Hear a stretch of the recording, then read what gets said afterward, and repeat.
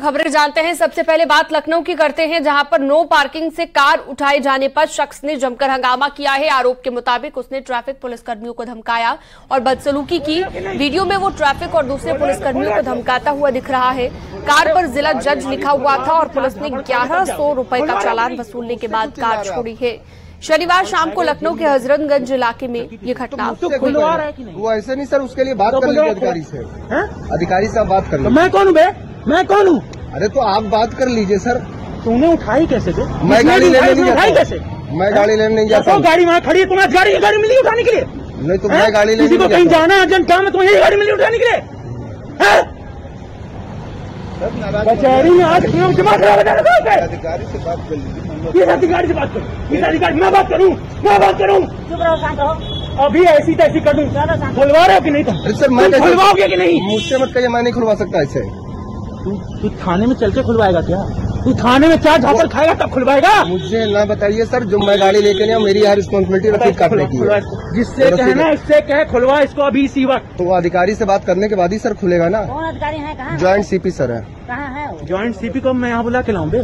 मुझे अर्जेंटली बाहर जाना है, ज्वाइंट सीपी को बात करूँ मैं यहाँ पे? तो बस सर आपको कॉन्टेक्ट नंबर दे देना, आप बात करके देख लीजिए। मुझे बात कर लीजिए। क्या लिखा है इस पे? कोई मतलब नहीं। प्रयागराज की अचाला हिंसा मास्टरमाइंड जावेद मोहम्मद उर्फ जावेद पंप समेत 10 लोगों पर गैंगस्टर लगा है। आपको बता दें, पिछले साल 10 जून को अचाला इलाके में हिंसा हुई थी और उग्र भीड़ ने पुलिस की टीम पर हमला कर दिया था और आगजनी शुरू कर दी थी। इस हमले में तत्कालीन एडीजी, आईजी, एसपी समेत 1 दर्जन पुलिसकर्मी जख्मी हुए थे। पुलिस और पीएसी की गाड़ियां जला दी गई थी। छोटे बच्चों को आगे कर लोगों के घरों पर पथराव किया गया था। आरोप के मुताबिक जावेद पंप ने व्हाट्सएप मैसेज कर मदरसे के छात्रों और दूसरे लोगों को भड़काया था। इस बवाल के बाद पुलिस ने जावेद पंप को मास्टरमाइंड बताते हुए 70 नामजद और 5000 अज्ञात के खिलाफ खुलदाबाद थाने में एफआईआर दर्ज कराई थी और जावेद पंप को गिरफ्तार कर अब जेल भेजा गया था। जावेद पंप अभी भी देवरिया जेल में बंद है। सर्वेश दुबे हमारे साथ लाइव जुड़ चुके हैं खबर पर ज्यादा जानकारी के लिए।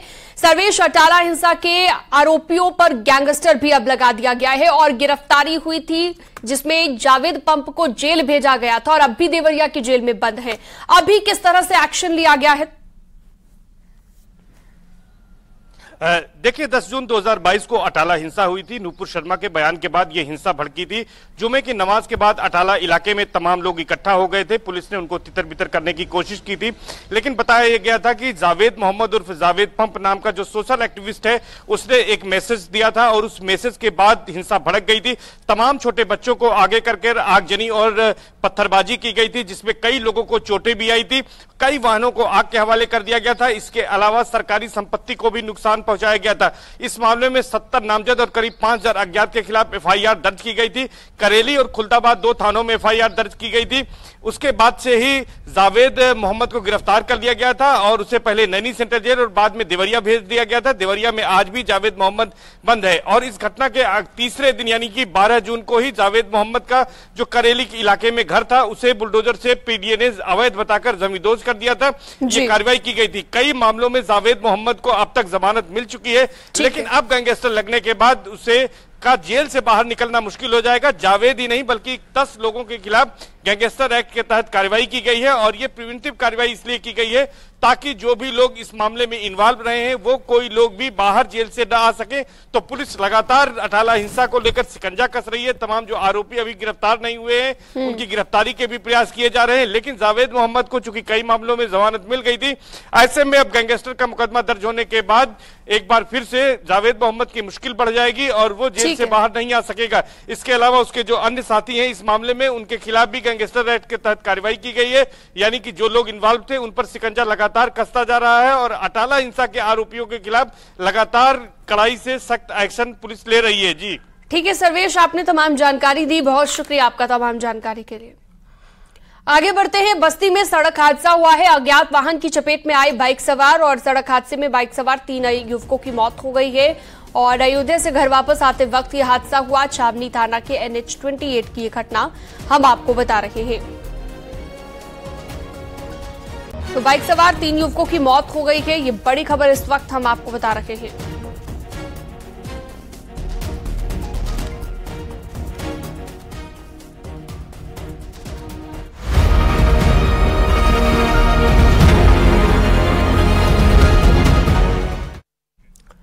और चलिए एक बड़ी खबर आपको बता दें, यूपी हर पैमाने पर देश में नंबर 1 राज्य बन गया है। बैंकिंग, पर्यटन, गरीबी उन्मूलन और शेयर बाजार निवेश से जुड़ी रिपोर्ट में यूपी ने देश के सभी राज्यों को पछाड़ दिया है।